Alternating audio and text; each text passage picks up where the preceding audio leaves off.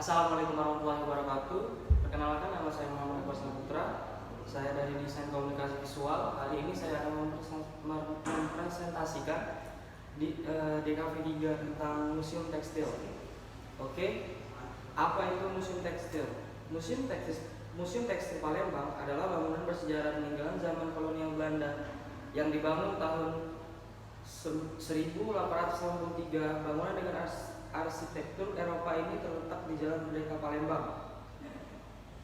Latar belakang Museum Tekstil. Bangunan ini diambil alih oleh pemerintah daerah. Bangunan Museum Tekstil ini dulunya adalah rumah tinggal Burgermeister Palembang. Di bagian depan terdapat satu meriam di depan gedung. Selain itu, terdapat patung pengantin pria dan wanita berpakaian adat Sumatera Selatan. Salah satu cagar budaya bukti peninggalan sejarah ini terlihat usang dan tidak terawat. Tujuan perancangan: dibutuhkannya media sebagai ajang promosi untuk mempengaruhi masyarakat tentang apa saja yang dapat didapatkan dan apa saja yang ada di dalam suatu usaha atau perusahaan, sehingga masyarakat luas atau pasar dapat memilih di mana tempat yang paling cocok sesuai dengan konsep dan target sasaran. Manfaat perancangan: manfaat bagi objek wisata, mudah untuk lebih dikenal masyarakat, membuat agar masyarakat tertarik mengunjungi, mengenalkan kepada orang di luar Palembang agar mereka berkunjung ke Museum Tekstil.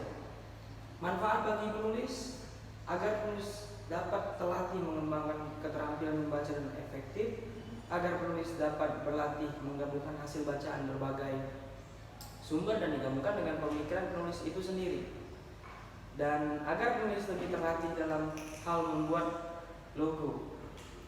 Manfaat bagi DKV, identitas seorang atau dapat mengungkapkan pesan atau orang tersebut, demikian juga dengan suatu produk ataupun lembaga.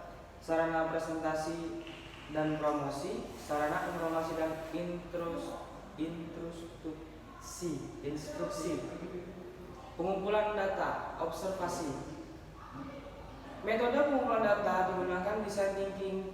Desain thinking dibuat oleh David Kelly dan tim pendiri IDEO, sebuah konsultan desain yang berlatar belakang desain produksi berbasis inovasi. Kita dapat memanfaatkan desain thinking untuk mengembangkan suatu seperti perusahaan maupun startup maupun korporasi. Metode ini menggabungkan kebutuhan pengguna dan teknologi terbaru. Maka dari ini, implementasi desain thinking akan menghasilkan ide-ide baru yang inovatif dan solutif.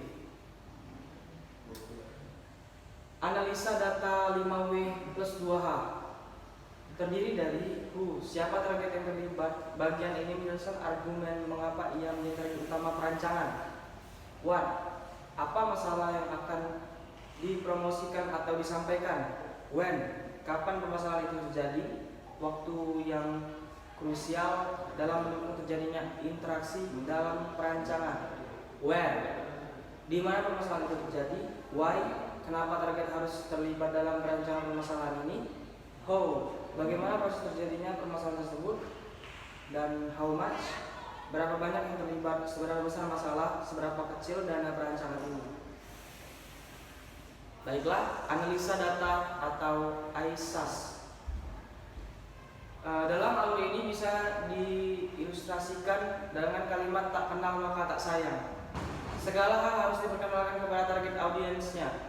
Bisa dilakukan melalui berbagai bentuk kegiatan komunikasi marketing, above the line, through the line, maupun below the line dalam public relation. Interest. Proses berikutnya adalah interest. Calon konsumen tertarik. Ketertarikan itu bisa terjadi karena memang komunikasi yang tepat kepada target audience. Search. Sebelum mengambil keputusan, maka konsumen akan berusaha mencari informasi sebanyak-banyaknya melalui berbagai cara. Action. Tindakan konsumen, proses interaksi antara audiens dengan hal yang akan disampaikan. Transaksi, delivery, konsumsi, hingga after sales service merupakan satu kesatuan pengalaman yang benar-benar senantiasa dijaga agar sesuai ekspektasi audiens. Share adalah hasil setelah audiens merasakan semua pengalaman interaksi mereka dengan produk brand. Mereka akan membagi pengalamannya kepada orang lain melalui berbagai cara. Konsep media. Konsep media pada perancangan ini adalah konsep media yang sesuai dengan tujuan dari objek peserta, tetapi juga memberikan segmen yang artinya memakai media komunikasi visual yang sesuai dengan target sasaran yang dituju dan menggunakan media aplikasi yang tepat seperti media interaktif maupun media digital untuk memberikan kesan yang dapat menarik target sasaran sehingga bersifat mengajak. Tujuan media. Tujuan media dalam perancangan hal ini promosikan museum tekstil. Untuk mempromosikan museum tekstil dapat dikenal oleh masyarakat dengan menggunakan media komunikasi visual. Selain itu juga dapat memberikan kesan tentang museum tekstil kepada target sasaran. Strategi media. Strategi media mendorong adanya kesempatan yang dapat diambil untuk badan usaha atau perusahaan dari media yang digunakan agar dan mencari agar masyarakat bisa tertarik datang ke museum tekstil. Program media. Program media sebagai pemanfaatan media untuk tujuan suatu badan usaha. Program media adalah sebuah strategi untuk mendistribusikan produk. Program media dirancang dengan sistematis melalui beberapa langkah pengembangan agar tahu bagaimana cara pemanfaatan program media. Jadi di samping ini adalah gaya tampilan desain vintage design. Karena saya melihat tema museum tekstil itu adalah museum yang bersejarah, jadi saya menggunakan gaya tampilan vintage design. Dan ini adalah contoh-contoh vintage design.